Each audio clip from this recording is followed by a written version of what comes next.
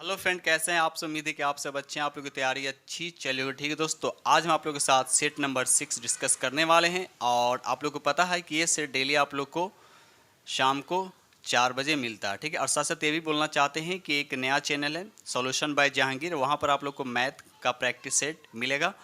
और लिंक जो है टेलीग्राम पर दे देगा, आप टेलीग्राम पर जाएँ और उस चैनल से जुड़ जाएँ और चैनल को सब्सक्राइब कर ले, और जो भी वीडियो अपलोड करेंगे मैथ का उस पर आप लोग को मिल जाएगा। ठीक है दोस्त, चलिए तो स्टार्ट करते हैं हम लोग। क्वेश्चन नंबर यहाँ पर फर्स्ट कहता है कि 1759 में बेदरा की प्रसिद्ध लड़ाई अंग्रेजों ने किसके खिलाफ लड़ी थी। किसके खिलाफ लड़ी थी, तो याद रखिए इसका राइट आंसर आपका सी हो जाएगा, डच। यानी डच के खिलाफ लड़ी थी। याद रखिए डच के खिलाफ लड़ी थी। बेदरा की लड़ाई कब हुआ था, तो याद रखिए 1759 में हुआ था। साथ साथ ये भी याद रखिएगा। चलिए आगे बढ़ते क्वेश्चन नंबर नेक्स्ट।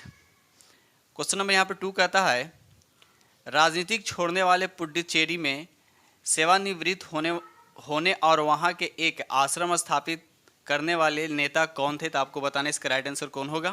तो याद रखिए इसका राइट आंसर आपका डी होगा, श्री अरविंद घोष। याद रखिए श्री अरविंद घोष। और श्री अरविंद घोष की बात आता है, इनका जन्म कब हुआ था, तो भी याद रखिएगा 15 अगस्त 1872 को। ठीक है, चलिए कहाँ हुआ था, तो कलकत्ता में हुआ था। ये रहा क्वेश्चन नंबर आपका 3।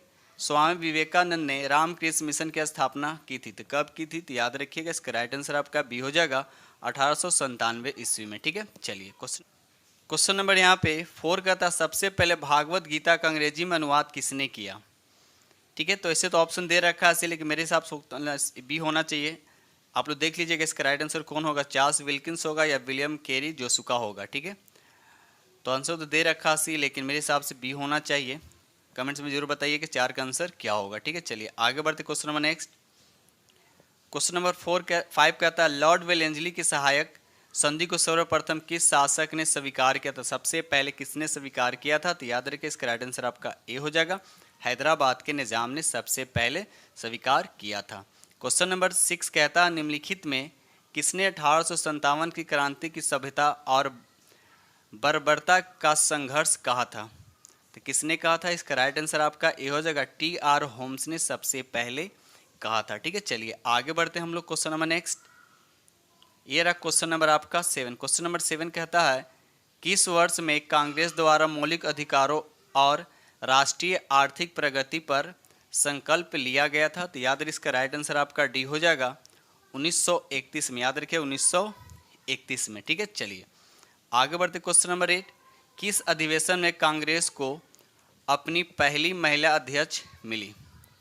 किस अधिवेशन में ये पूछा जा रहा था, याद रखिएगा 32वां अधिवेशन। याद रखिएगा 32वां अधिवेशन कहाँ हुआ था, तो कलकत्ता में हुआ था, जिसकी अध्यक्षता एनी बेसेंट, जो सबसे प्रथम महिला एनी बेसेंट थी। ठीक है, अगर वही पूछता है कि भारत का प्रथम महिला अध्यक्ष कौन थी, तो याद रखिएगा सरोजिनी नायडू। और कौन से अधिवेशन, तो याद रखिए 40वां अधिवेशन, और कहाँ, तो कानपुर। ये भी आप लोग याद रखिएगा। आगे बढ़ते क्वेश्चन नंबर नेक्स्ट।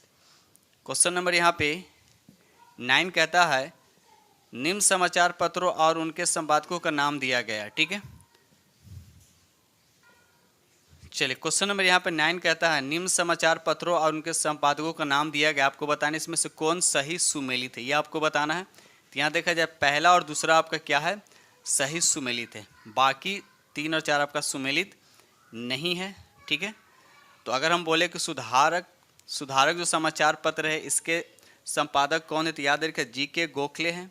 उसी तरह से अगर हम वॉइस ऑफ इंडिया की अगर हम बात करते हैं तो इसका दादा भाई नौरोजी हैं, जवाहरलाल नेहरू नहीं है। तो यहाँ पर 1 और 2 आपका राइट है। तो देखिए किस ऑप्शन में दे रखा है 1 और 2। तो यहाँ पर देखा जाए तो 1 और 2 सिर्फ ऑप्शन ए में दे रखा है यहाँ पे।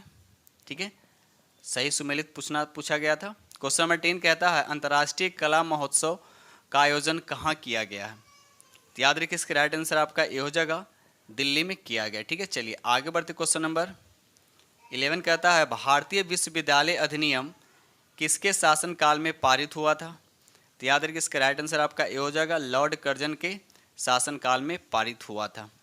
क्वेश्चन नंबर 12 कहता है अफगानिस्तान के प्रति आक्रामक नीति का पालन करने वाला वायसराय कौन था। बिल्कुल इजी क्वेश्चन। तो याद रखिए इसका राइट आंसर आपका बी हो जाएगा, लॉर्ड लिटन। याद रखिए लॉर्ड लिटन। ठीक है, चलिए आगे बढ़ते हैं हम लोग क्वेश्चन नंबर नेक्स्ट। ये रहा क्वेश्चन नंबर आपका 13 कहता है विलियम बेटिंग द्वारा सती प्रथा का अवैध किस वर्ष घोषित किया गया है। तो याद रखिए इसका राइट आंसर आपका सी हो जाएगा ठीक है। 4 दिसंबर 1859 ईस्वी को राजा राम मोहन राय की सहायता से लॉर्ड विलियम बेटिंग ने सती प्रथा को अवैध घोषित कर दिया था। ठीक है, चलिए क्वेश्चन नंबर 14 कहता है जलियांवाला बाग हत्याकांड निम्नलिखित में से किसके संदर्भ में हुआ था? किसके संदर्भ में हुआ था ये आपको बताना। तो याद इसका राइट आंसर आपका डी हो जाएगा, रॉलेट सत्याग्रह। यानी रॉलेट एक्ट कब पारित हुआ था? तो याद रखिएगा 1919 की बात है। ठीक है, याद रखिएगा। और जलियांवाला बाग हत्याकांड कब हुआ था? तो बहुत बार क्वेश्चन रिपीट हो चुका है, 13 अप्रैल 1919 को। ठीक है, चलिए ये रहा क्वेश्चन नंबर आपका 15 कहता है महात्मा गांधी ने सविनय अवज्ञा आंदोलन कहाँ से शुरू किया था? सविनय अवज्ञा आंदोलन जो है कहाँ से शुरू किया था? तो याद रखिए साबरमती आश्रम से। ठीक है, तो उन्होंने क्या किया था? 12 मार्च 1930 को महात्मा गांधी ने गुजरात के साबरमती आश्रम से दांडी तक पहुंचे और नमक कानून को तोड़कर सविनय अवज्ञा आंदोलन शुरू किए थे। ठीक है, याद रखिएगा। चलिए क्वेश्चन नंबर 16 कहता है स्वदेशी आंदोलन के दौरान राजनीतिक स्वतंत्रता एक राष्ट्र का जीवन रक्त है का नारा किसने दिया था? तो याद है इसका राइट आंसर आपका ए हो जाएगा, अरविंद घोष ने दिया था। ठीक है, चलिए आगे बढ़ते क्वेश्चन नंबर 17। क्वेश्चन नंबर 17 कहता है सुभाष चंद्र बोस ने किस देश में आज़ाद हिंद रेडियो की शुरुआत की थी? आज़ाद हिंद रेडियो की शुरुआत की थी। तो याद रखिए इसका राइट आंसर आपका बी हो जाएगा, जर्मनी में। ठीक है, और कब किए थे? तो याद रखिए 1942 ईस्वी में, याद रखिएगा। चलिए आगे बढ़ते question number next. Question number 18 कहता है खिलाफत आंदोलन का नेतृत्व किसने किया था? खिलाफत आंदोलन का नेतृत्व किसने किया था? याद है इसका राइट आंसर आपका सी होगा, मोहम्मद अली और शौकत अली। याद रखिए मोहम्मद अली और शौकत अली। ठीक है, चलिए आगे बढ़ते हम लोग। क्वेश्चन नंबर यहाँ पर 19 कहता है गांधी जी ने कांग्रेस पार्टी की सदस्यता से इस्तीफा कब दिया? गांधी जी ने कांग्रेस पार्टी की सदस्यता से इस्तीफा कब दिया? तो याद रखिए इसका राइट आंसर आपका ए हो जाएगा, 1934 में इस्तीफा दे दिए थे। ठीक है, चलिए आगे बढ़ते क्वेश्चन नंबर 20। किस आंदोलन के दौरान नरम पंथियों और गर्म पंथियों के बीच पहला विभाजन हुआ था? किस आंदोलन के दौरान? तो याद रखिए इसका राइट आंसर आपका ए हो जाएगा, स्वदेशी आंदोलन के दौरान। याद रखिए स्वदेशी आंदोलन के दौरान। ठीक है, चलिए आगे बढ़ते हम लोग। क्वेश्चन नंबर 21 करता है बरदौली सत्याग्रह कब शुरू हुआ था? बिल्कुल इजी क्वेश्चन है, बहुत बार क्वेश्चन डिस्कस हो चुका है। याद रखिए 1928 ईस्वी में। ठीक है दोस्त, चलिए आगे बढ़ते क्वेश्चन नंबर नेक्स्ट। ये रहा क्वेश्चन नंबर आपका 22 कहता है निम्नलिखित का मिलान करें और नीचे दिए गए विकल्पों में सही विकल्प का चयन करें। ठीक है, तो यहाँ पर देखा जाए तो हड़प्पा की बात किया जा रहा है, तो हड़प्पा हो जाए, 81 हो जाए दयाराम सानिया 81। तो 81 तो यहाँ पर सी और बी में दे रखा है 81।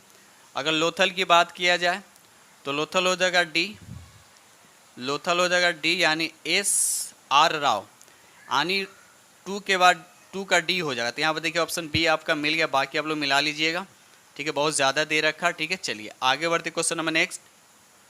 ये रहा क्वेश्चन नंबर आपका 23। साथ साथ ये भी बोलना चाहते हैं एक न्यूज़ चैनल है सॉल्यूशन बाय जहांगीर पर आप जाइए और वहाँ पर आप लोग को मैथ आप लोग को कराया जा रहा है। ठीक है, डेली आप लोग को वहाँ पर जितने भी प्रैक्टिस सेट हैं, चाहे यूटोरिया का हो, प्लेटफॉर्म का हो, सब का मैथ आपको वहाँ पर उस चैनल पे मिलेगा। Solution bye Jahangir, link Telegram पर दे दिया गया है। ठीक है, चलिए क्वेश्चन नंबर 23 का था अजातशत्रु के वंश का नाम क्या था? ये आपसे पूछा जा रहा था। याद रहे इसका राइट आंसर आपका बी हो जाएगा, हर्यक वंश। याद रखिएगा हर्यक वंश। कमेंट सेक्शन बताइए कि हर्यक वंश के संस्थापक कौन थे, कमेंट्स में जरूर बताइएगा। ठीक है, क्वेश्चन नंबर 24 कहता है मौर्य काल के दौरान संस्था और संचारी थे। मौर्य काल के दौरान संस्था और संचारी थे तो कौन थे? याद रखिए इसका राइट आंसर आपका बी हो जाएगा, वे जासूस थे। याद रखिएगा जासूस थे। ठीक है, चलिए क्वेश्चन नंबर 25। गुप्त काल के दौरान सुदर्शन झील की मरम्मत किसने की थी? गुप्त काल के दौरान सुदर्शन झील की मरम्मत किसने की थी? तो याद रखिए इसका राइट आंसर आपका ये हो जाएगा, पर्णदत्त। पर्णदत्त ने सुदर्शन झील की मरम्मत कराई थी। ठीक है, चलिए आगे बढ़ते हम लोग। ये रहा क्वेश्चन नंबर 26 कहता है महान रचनात्मक लेखक अश्वघोष ने निम्नलिखित में से किस शासक का संरक्षण प्राप्त किया था? तो याद है इसका राइट आंसर आपका ये हो जाएगा कनिष्क का। याद रखिए कनिष्क का प्राप्त किया था। ठीक है, चलिए आगे बढ़ते हम लोग। क्वेश्चन नंबर 27 कहता है सर्जरी का जनक किसे कहा जाता है? सर्जरी का जनक किसे कहा जाता है? तो याद रखिए इसका राइट आंसर आपका ये हो जाएगा सुश्रुत को कहा जाता है। याद रखिए सुश्रुत को कहा जाता है।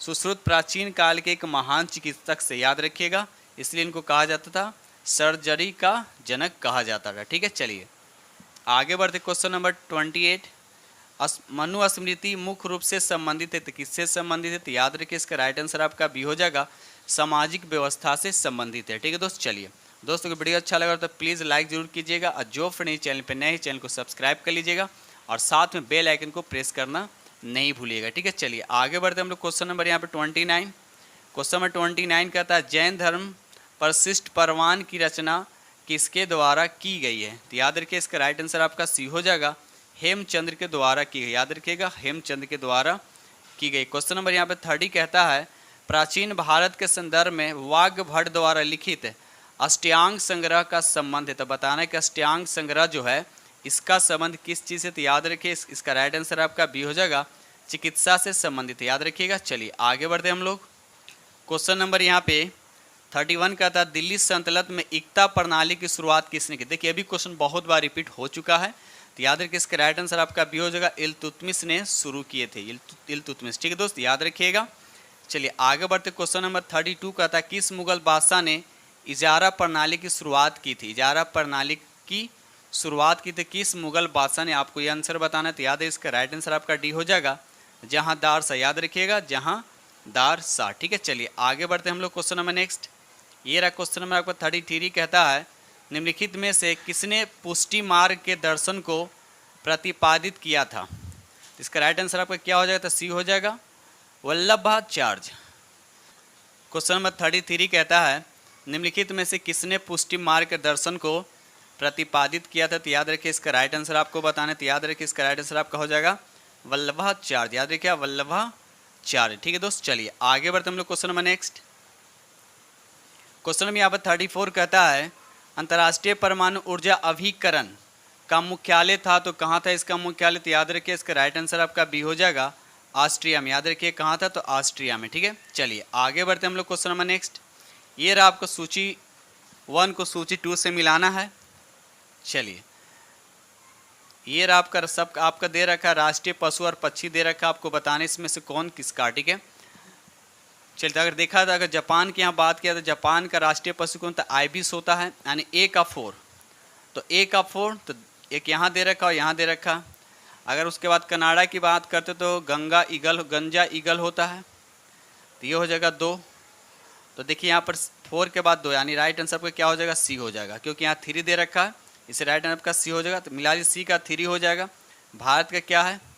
बाघ है, और ऑस्ट्रेलिया का हो जाएगा ए। ठीक है दोस्त, चलिए आगे बढ़ते हम लोग। क्वेश्चन नंबर नेक्स्ट, चलिए क्वेश्चन नंबर यहाँ पे 36 कहता है रूस और फिनलैंड की अंतर्राष्ट्रीय सीमा रेखा को कहा जाता है तो क्या कहा? तो याद है इसका राइट आंसर आपका सी हो जाएगा, मेनर हिम रेखा। याद रखिएगा मेनर हिम रेखा कहा जाता है। अगर वही मैग्नीनॉट रेखा की बात करें तो ये जर्मनी और फ्रांस का अंतर्राष्ट्रीय सीमा रेखा है।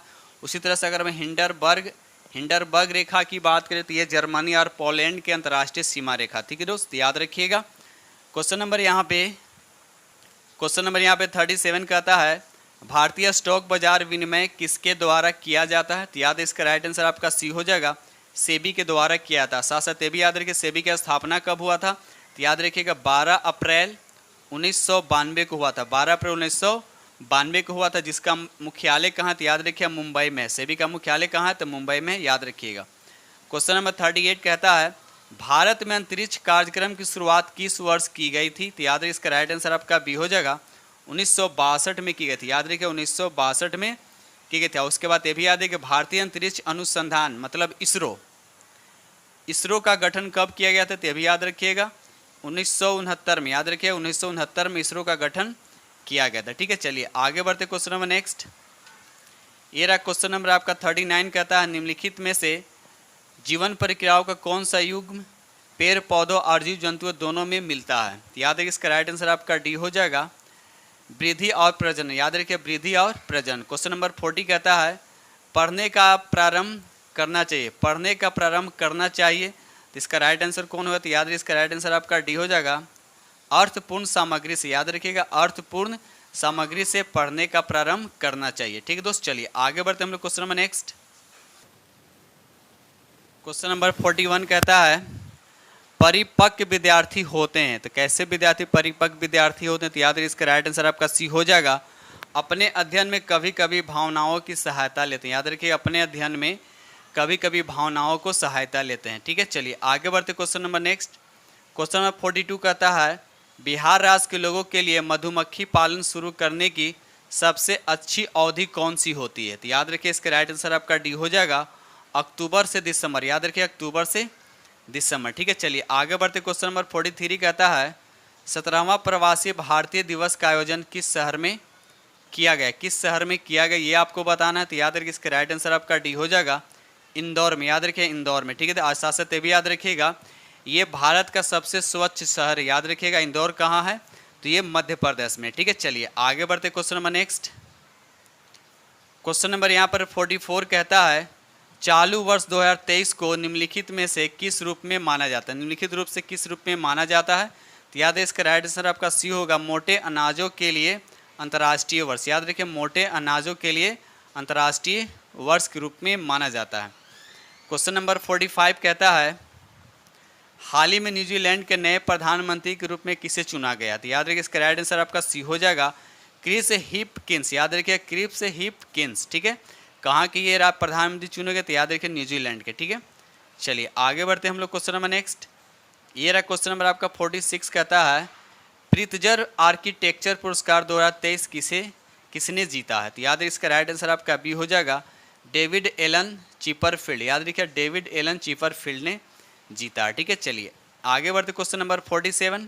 भारतीय सेना ने किस कैंट में पहला 3D प्रिंटेड घर का उद्घाटन किया गया? तो याद रखिए, इसका राइट आंसर आपका ए हो जाएगा, कहाँ किया गया? तो अहमदाबाद में किया गया। याद रखिए, अहमदाबाद में किया गया। ठीक है, चलिए ये रहा क्वेश्चन नंबर आपका 48 कहता है निम्नलिखित में कौन विकल्प सही सुमेलित है? आपसे पूछा कौन इसमें सही सुमेलित है? तो याद है, इसका राइट आंसर आपका सी हो जाएगा, तुरंगिया उत्सव जो ये सही सुमेलित है कहाँ मनाया जाता है? तो याद रखिएगा, ये अरुणाचल प्रदेश में मनाया जाता है। वही अगर हम बात करें त्रिशूर पूरम उत्सव को, तो ये केरल में मनाया जाता है। कहाँ का है? ये केरल का है।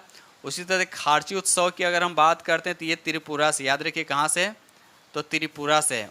वही अगर हम बात करते हैं परशुराम कुंड महोत्सव की बात करते हैं तो ये अरुणाचल प्रदेश से। तो याद रखिएगा ये सब फैक्ट। ठीक है, चलिए ये रहा क्वेश्चन नंबर आपका 49।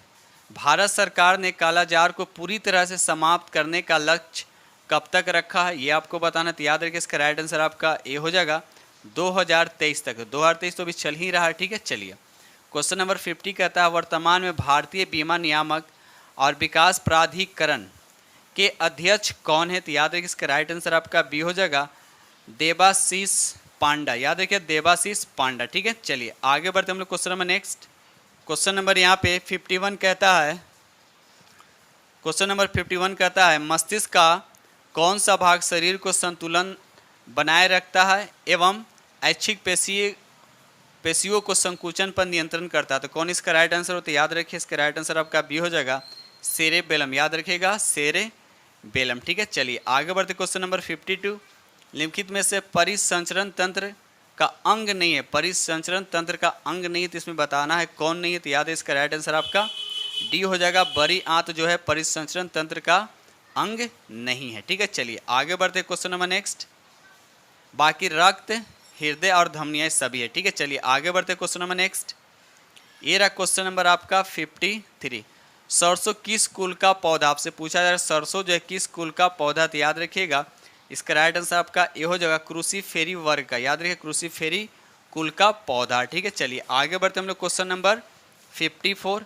क्वेश्चन नंबर 54 कहता है मनुष्यों में पुरुषों के यौन गुणसूत्रों में कौन सा समूह होता है? पुरुष में पूछा जा रहा है, तो याद है पुरुष में क्या होता है? XY होता है।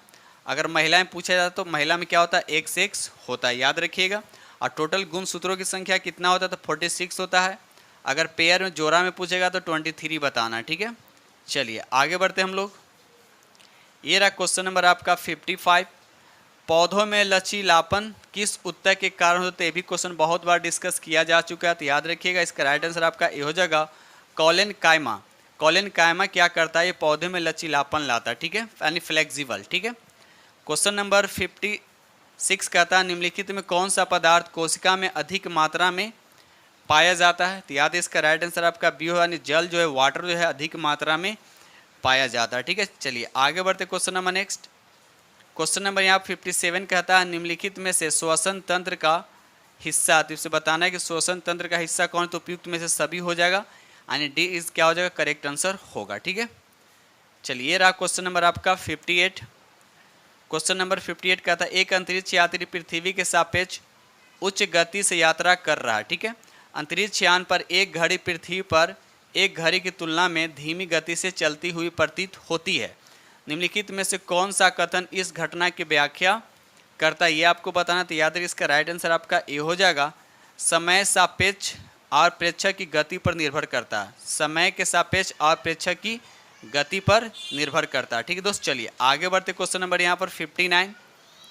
किसी वस्तु पर लगने वाले बल को मापने के लिए निम्नलिखित में से किस यंत्र का उपयोग किया जाता है, ये आपको बताना है। तो याद है इसका राइट आंसर आपका बी हो जाएगा, कमानीदार तराजू। याद रखिए कमानीदार तराजू, याद रखिएगा। चलिए क्वेश्चन नंबर नेक्स्ट, ये रहा क्वेश्चन नंबर आपका 60 कहता है निम्नलिखित में से कौन गुरुत्वाकर्षण बल और दूरी के बीच संबंध का सबसे अच्छा वर्णन करता है। तो याद रखिए इसका राइट आंसर आपका सी हो जाएगा।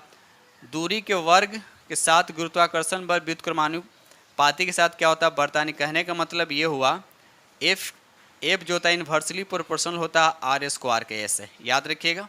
यानी ऑप्शन आपका सी क्या हो जाएगा, करेक्ट आंसर होगा। ठीक है दोस्त, यानी ऐसे समझ सकते हैं कि अगर दूरी को अगर हम राइज करेंगे, अगर दूरी बढ़ेगा, दूरी का मतलब क्या, अगर पूरा इसका फार्मूला देखा जाए तो क्या होता है, एफ इजिकल टू क्या होता है, capital G m1 m2 upon क्या होता है, r होता है।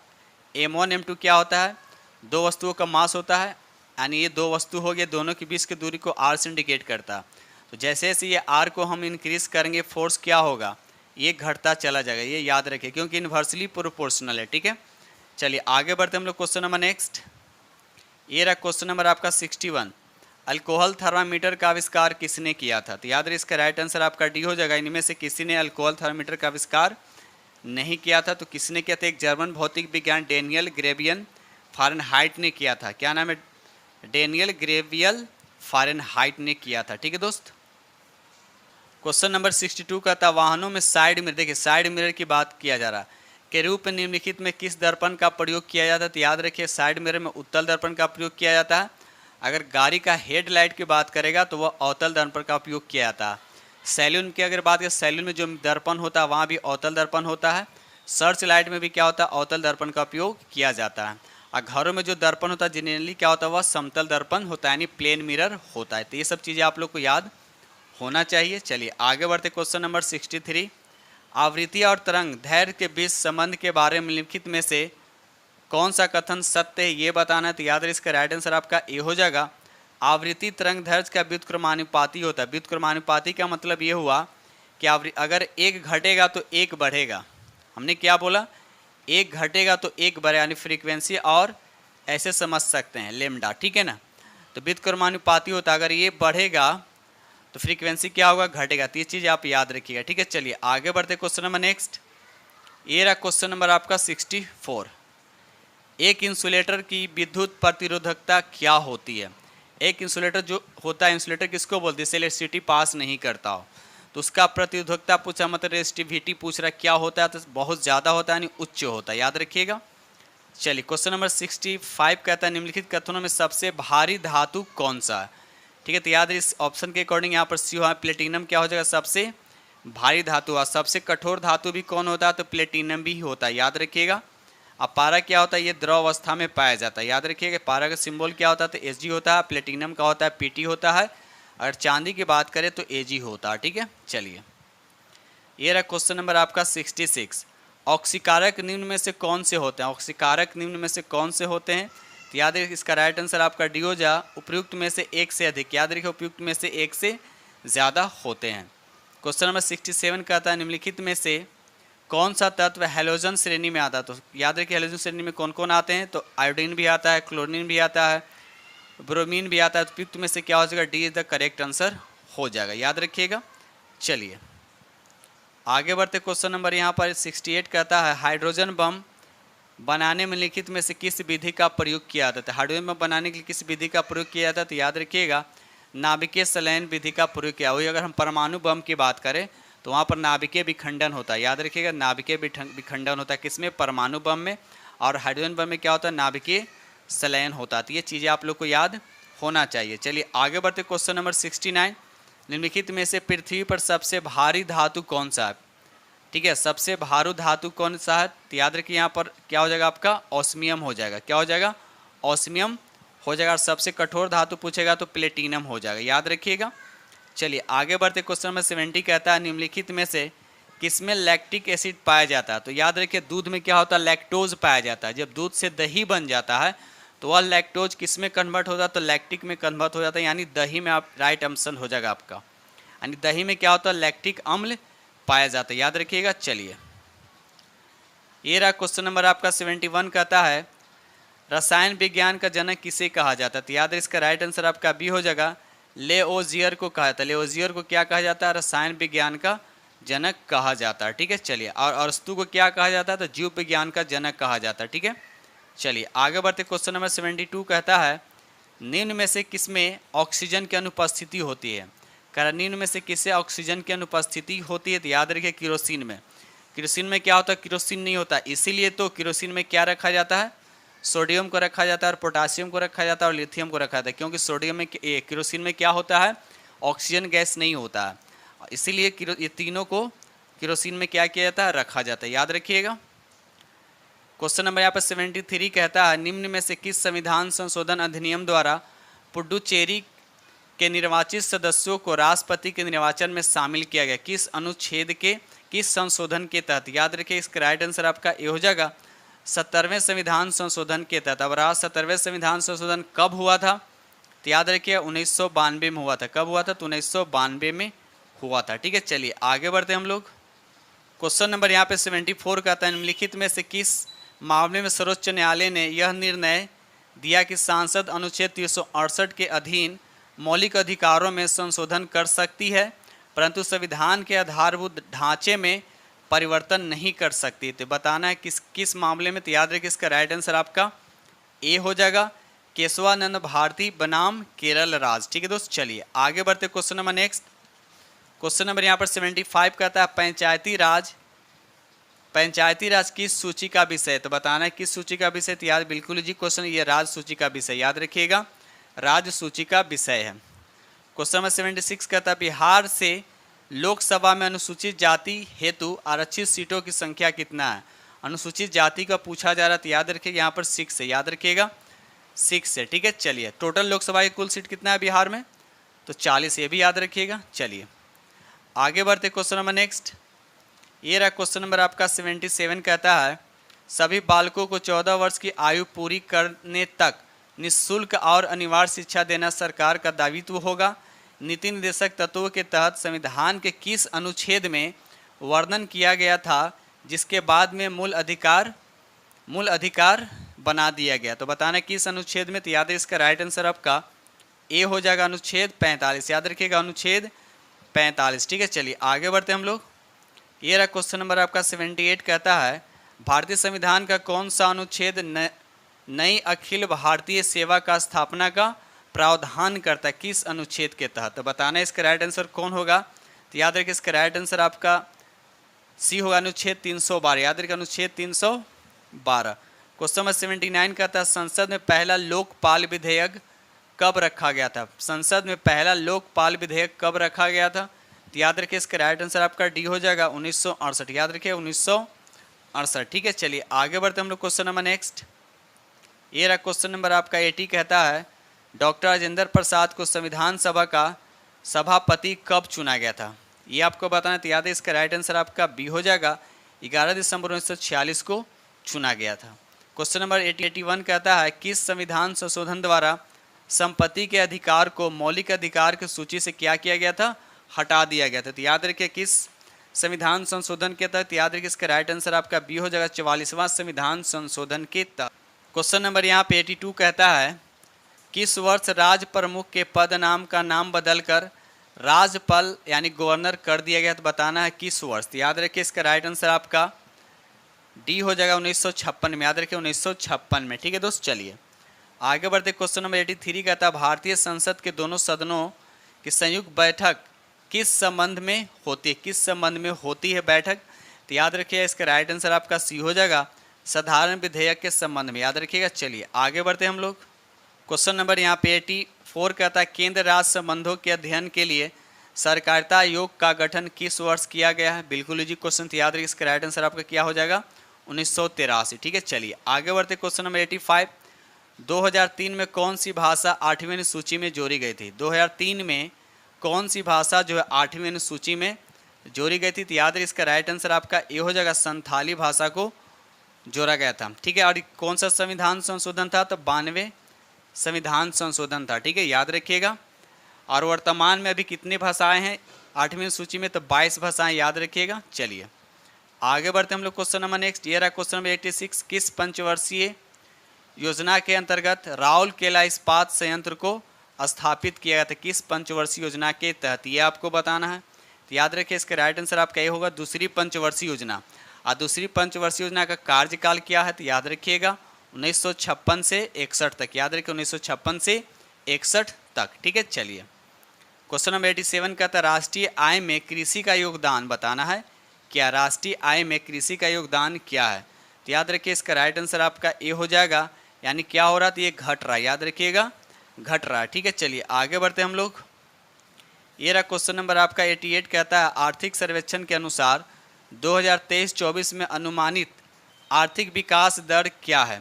तो याद रखिए इसका राइट आंसर आपका सी हो जाएगा 6.5, याद रखिए 6.5। आगे बढ़ते क्वेश्चन नंबर 89 कहता है स्वतंत्रता भारत का पहला केंद्रीय बजट निम्नलिखित में से किसने पेश किया था? सबसे पहले किसने पेश किया था? याद रखिए इसका राइट आंसर आपका ए हो जाएगा आर के सनमुखम चेट्टी, याद रखिएगा आर के सनमुखम चेट्टी, याद रखिए दोस्त। चलिए आगे बढ़ते हम लोग क्वेश्चन नंबर नेक्स्ट। ये रहा क्वेश्चन नंबर आपका 90। क्वेश्चन नंबर 90 कहता है भारत में आधुनिक चीनी उद्योग की शुरुआत कहाँ पर हुई थी? ये आपको बताना। तो याद रखिएगा इसका राइट आंसर आपका बी हो जाएगा, यानी बिहार में। क्वेश्चन नंबर 91 कहता है रोहिला राष्ट्रीय उद्यान किस राज्य में स्थित है? रोहिला राष्ट्रीय उद्यान जो है आपको बताना है किस राज्य में? तो याद रखिए इसका राइट आंसर आपका सी हो जाएगा, हिमाचल प्रदेश में। कहाँ है? तो हिमाचल प्रदेश में। ठीक है, चलिए ये रहा क्वेश्चन नंबर आपका 92 कहता है निम्नलिखित स्थानों में से कौन सा एक लौह अयस्क का खनन क्षेत्र नहीं है? यानी लौह अयस्क का खनन क्षेत्र इसमें कौन नहीं? तो याद रखिए इसका राइट आंसर आपका ए हो जाएगा मलाज खंड। मलाज खंड जो है लौह अयस्क का खनन क्षेत्र नहीं है, याद रखिएगा। चलिए आगे बढ़ते हैं। ये तब रहा सवाल कि मलाज खंड जो है ये मध्य प्रदेश में, यहाँ पर तांबा निकाला जाता है, यहाँ से तांबा निकलता है, याद रखिएगा। ठीक है, और ये कहाँ है? तो ये मध्य प्रदेश में। ठीक है, चलिए आगे बढ़ते हम लोग question number next. Question number यहाँ पर 93 कहता है निम्नलिखित नदियों में से कौन सी एक पंच नद में सम्मिलित नहीं है? पंच नद में सम्मिलित नहीं, ये आपको बताना है। तो याद रखिए इसका राइट आंसर आपका बी हो जाएगा, सिंधु, याद रखिएगा। राइट आंसर क्या हो जाएगा? बी हो जाएगा आपका, सिंधु। ठीक है, चलिए आगे बढ़ते क्वेश्चन नंबर 94। क्वेश्चन नंबर 94 कहता है प्रति चक्रवात की विशेषता होती है, आपको बताना है प्रति चक्रवात की विशेषता क्या है? तो याद रखिए इसका राइट आंसर आपका डी हो जाएगा, स्वच्छ आसमान। मतलब आसमान क्या होता है? साफ हो जाता है। ठीक है, याद रखिएगा। चलिए आगे बढ़ते हम लोग question number next. Question number यहाँ पे 95 कहता है सुपर कंप्यूटर परम शक्ति को कहाँ स्थापित किया गया? सुपर कंप्यूटर जो परम शक्ति जो है इसको कहाँ स्थापित किया गया? तो याद रखिए इसका राइट आंसर आपका ए हो जाएगा, IIT खड़गपुर में स्थापित किया गया। उसी तरह से अगर हम पूछें परम कामरूप जो है इसको कहाँ स्थापित किया गया? तो IIT गुवाहाटी में। आप परम आनंद को कहाँ स्थापित किया है? तो IIT गांधीनगर मतलब गुजरात में। आप परम गंगा की बात करें तो IIT रुड़की में स्थापित किया गया। तो ये सब चीज़ें आप लोग को याद होने चाहिए। क्वेश्चन नंबर यहाँ पे 96 कहता है पंबा सिंचाई परियोजना किस राज्य में स्थित है? पूछ रहा है पंबा सिंचाई परियोजना जो है किस राज्य में स्थित है? तो याद रखिए इसका राइट आंसर आपका सी हो जाएगा, ये केरल राज्य में, याद रखिएगा केरल राज्य में। ठीक है, चलिए आगे बढ़ते। क्वेश्चन नंबर 97 कहता है काराकुम रेगिस्तान स्थित, आपको बताना है काराकुम रेगिस्तान जो है ये कहाँ स्थित है? तो याद रखिए इसका राइट आंसर आपका ए हो जाएगा, तुर्कमेनिस्तान में, याद रखिए तुर्कमेनिस्तान में स्थित है। ठीक है, चलिए आगे बढ़ते हम लोग question number next. Question number 98 कहता है म्यांमार के साथ कितने भारतीय राज्यों की सीमा से लगी? आपको बताना है कितने राज्य भारत का? तो याद रखिए इसका राइट आंसर आपका 4 होगा, यानी 4 राज्यों जो म्यांमार से लगे होते कौन कौन सा? याद रखिए अरुणाचल प्रदेश, उसके बाद मिजोरम, उसके बाद नागालैंड और उसके बाद मणिपुर। याद रखिएगा क्या क्या हमने बोला, अरुणाचल प्रदेश, मिजोरम, नागालैंड और मणिपुर। याद रखिएगा। अब रहा सवाल कि इसमें इस चारों में सबसे ज़्यादा प्रदेश, सबसे ज़्यादा कौन संपर्क है म्यांमार के साथ? याद रखिए अरुणाचल प्रदेश, यानी म्यांमार के साथ सबसे लंबी सीमा जो बना हुआ है तो वह अरुणाचल प्रदेश के साथ। याद रखिएगा।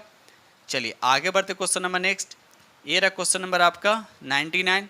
नंदा देवी और नंगा पर्वत, नंदा देवी और नंगा पर्वत किस हिमालय का भाग है? ये आपसे पूछा जा रहा था। याद रखिए इसका राइट आंसर आपका बी हो जाएगा, हिमाद्री का भाग। याद रखिएगा हिमाद्री का भाग है। ठीक है, चलिए आगे बढ़ते क्वेश्चन नंबर नेक्स्ट। और ये लास्ट क्वेश्चन, दक्षिण अंडमान एंड लघु अंडमान को जोड़ती है तो कौन जोड़ती है? तो याद रखिए इसका राइट आंसर आपका सी होगा, दक्कन पास। याद रखिएगा दक्कन पास। ठीक है दोस्तों, इस तरह से हमने आप लोग के साथ 100 MC को डिस्कस किया और उम्मीद करता हूं कि ये सेट नंबर 6 जो है आप लोग को बहुत ही पसंद आएगा। और साथ साथ ये बोलना चाहते हैं जो 20 क्वेश्चन छोड़ रहे हैं हम मैथ और रीजनिंग, ये आप लोग को चैनल सॉल्यूशन बाय जहांगीर पे आप जाइए, वहाँ पर आपको वीडियो अवेलेबल है। ठीक है दोस्त, और ये आप इसका लिंक जो है टेलीग्राम पर दे दिया, टेलीग्राम पर जाए, वहाँ पे क्लिक करें, एक वीडियो दिया गया है, वहाँ पे क्लिक करें और उसके बाद आप इस चैनल पे सॉल्यूशन बाय जहांगीर पर आप पहुँच जाइएगा। ठीक है, और जो भी मैथ का जो भी वीडियो होगा उसी चैनल पर आप लोग को अवेलेबल होगा। ठीक है दोस्तों, इसी के साथ हम वीडियो को करते हैं समाप्त। अब मिलते हैं आप लोग से नेक्स्ट वीडियो में, तब तक के लिए थैंक यू वेरी मच।